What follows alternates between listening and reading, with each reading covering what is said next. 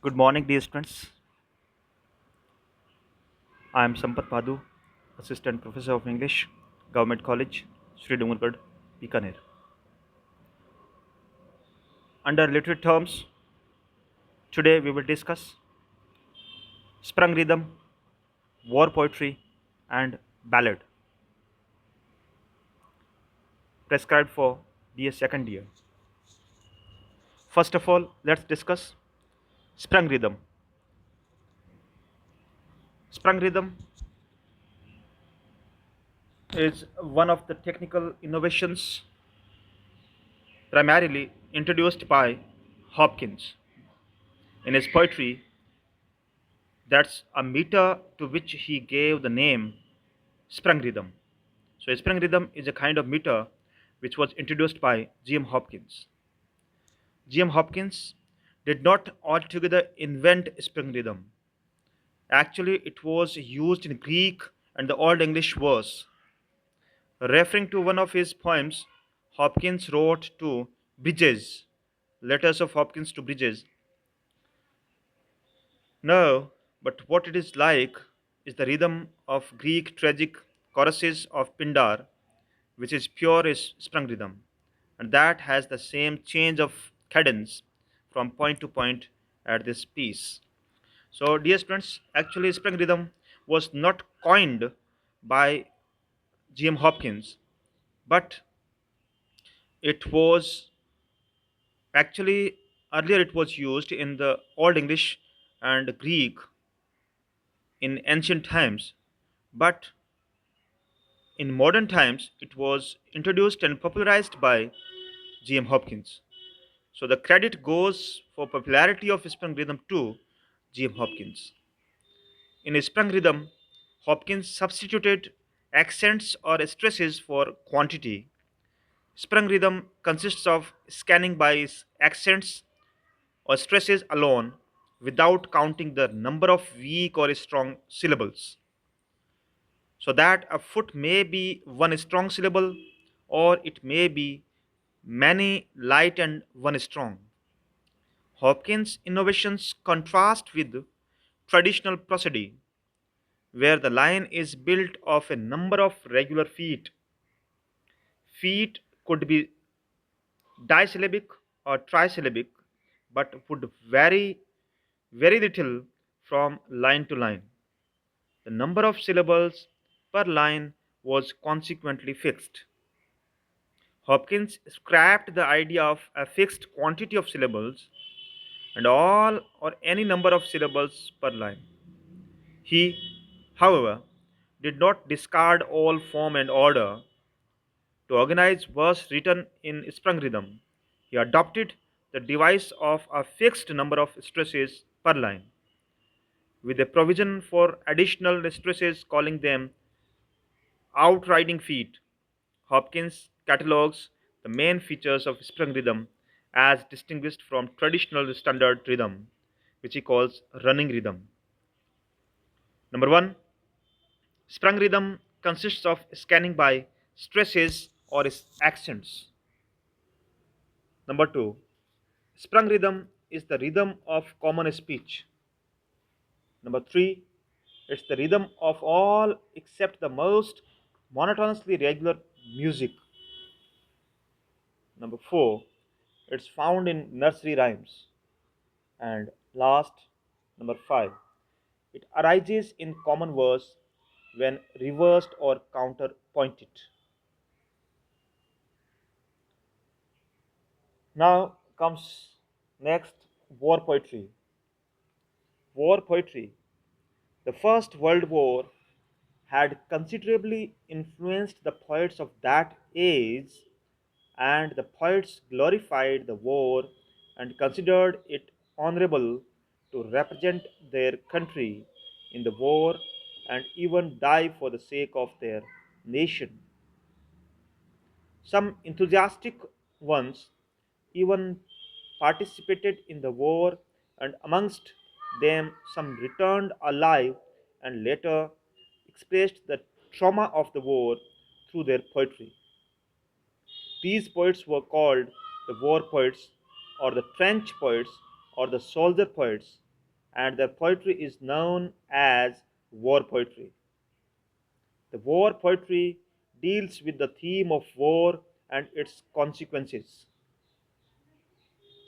The term war poetry is misleading as the poetry was actually against war and attacked the notion of glorification of war. Some of the characteristic features of war poetry are: number one, depiction of the horror of trench life or war life.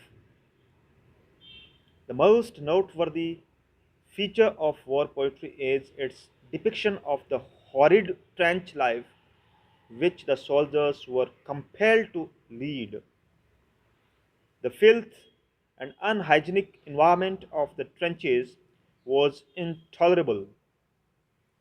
Poets like Charles Hamilton, Wilfred Owens, and Sassoon have written very feelingly about the agony of living in rotten trenches. Number two, realistic presentation of death and destruction. War poetry presents harsh reality of the battlefield in a natural manner using realistic images and thought-provoking language. It gives a faithful account of the bloodshed, mutilation, violence, death, and destruction caused by war.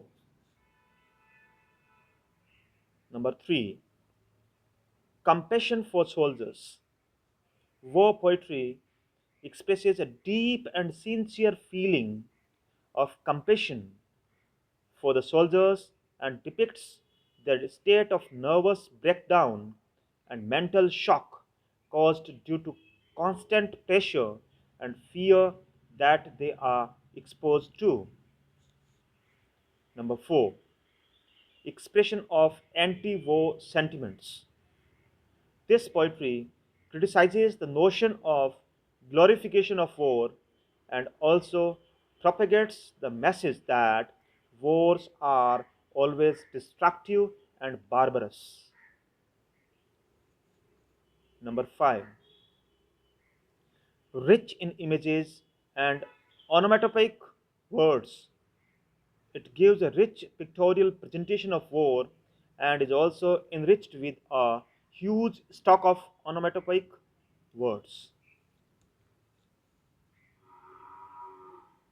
Renowned war poets include Wilfred Owen, Sassoon, Rosenberg, R. Graves, E. Thomas, and Rupert Brooke. Some of the memorable poems and elegies on the war theme were contributed by Thomas Hardy, Binion, Houseman, and others. Rudyard Kipling's poetry struck a different and more patriotic note from that of most of his contemporaries.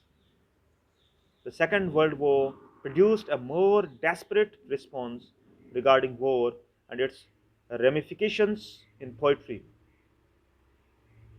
The poets most commonly associated with it are Keith Douglas, Alan Owen, and Sidney Keys.